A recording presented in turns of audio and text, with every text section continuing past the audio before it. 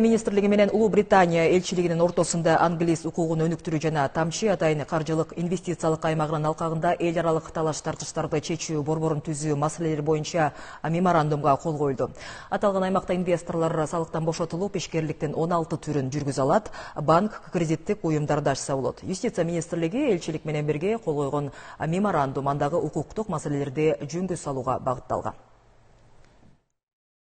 Англис укугу дүйнө жүзүндө жогорку ишенимге ээ болуп, инвестиция тартуу жаатындагы эң жогорку стандарттардын үлгүсү катары таанылган. Кыргызстанда англис укугуна негизделген эл аралык арбитраж борборун түзүү кеңири мүмкүнчүлүктөрдү жаратат. Бул кадам инвесторлордун ишенимин арттырып гана чектелбестен, Кыргызстанды ишенимдүү жана заманбап укуктук аймак катары чыңдайт. 9 айга планданды, планы бар. Анын ичинде биздин укуктук ченемдик актылар менен иштеп чыгуу этабы бар. Андан кийин биздин улуттук юристтерди даярдоодо планы бар. Анан эң негизгиси бул ошол талаштарды чече турган же жөнгө сала турган борборду түзүү маселеси. Ал жерде административдик маселелер бар. Ошондуктан 9 айдын ичинде 3 этапты өтүп, биз ошол англис тилин практикалык деңгээлде